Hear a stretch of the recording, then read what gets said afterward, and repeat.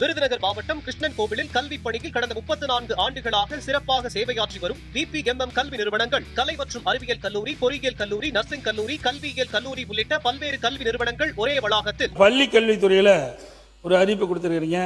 Super class, super campus திட்டம். இத்திட்டத்தில் super safety, super student, super campus, under super CM governance என குறிப்பிட்டீர்கள். இந்த திட்டம் 10,000 பள்ளிகளில் 139 கோடி ரூபாயில் நிறைவேற்றப்படும் கூறீங்கள. இன்றைக்கு தமிழ்நாட்டில் 40,000 பள்ளிகள் இருக்குது. அப்படி என்றால் மற்ற பள்ளிகளுக்கெல்லாம் இந்த திட்டத்தை விரிவுபடுத்த மாட்டீங்களா? அந்த 40,000 பள்ளியில் 10,000 பள்ளி போனோட மீதி 30,000 பள்ளிகள் இருக்குது. அதுக்கு பல இதில் குறிப்பிட்டிருக்குது. சுத்தம், தின சுத்தம் செய்தல், குடிநீர் மற்றும் கழிவறை வசதிகள், 24 பாதுகாப்பு போன்ற சிறப்பாக இருக்குன்னு சொல்லியிருக்கிறீங்க. அதனால் அனைத்து பள்ளிகளுக்குமே 40,000 பள்ளிகளுக்கு இது தேவைப்படுது. அதற்கு தேவையான நிதி ஒதுக்கீடு தாராளமாக செய்யலாம். ஏன்னா இதெல்லாம் அரசு பள்ளியில் படிக்கின்ற மாணவ செல்வங்களெல்லாம் சாதாரண ஏழை குடும்பத்தில் பிறந்தவர்கள், நடுத்தர குடும்பத்தில் பிறந்தவர்கள்.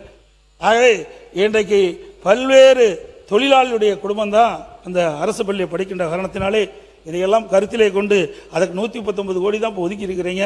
ஒரு பெரிய தொகைன்னு ஒரு 450 கோடி ஒதுக்குனீங்களா? அந்த 40,000 பள்ளிகளுக்குமே இந்த குறைகள் தீர்க்கப்படும். அதை இந்த அரசு கவனத்தில் எடுத்துக்கொண்டு தீர்க்கப்பட வேண்டும் என்று கேட்டுக்கிறேன். பள்ளிக்கல்வித்துறை அமைச்சர் மிக சிறப்பாக பேசக்கூடியவர், திறமையானவர். இந்த அவையிலே இங்கே இருக்கின்ற அமைச்சரையிலே திறம்பட பேசக்கூடிய அனுபவம் வாய்ந்தவராக கருதப்படுகின்ற காரணத்தினாலே அவர் 40,000 பள்ளிகளுக்கும் அந்த குழந்தைகளுக்கு தேவையான வசதிகளை செய்து கொடுப்பார். அதற்கு தேவையான நிதியை நிதியமைச்சரும் ஒதுக்குவார் என்று கருதுகிறேன்.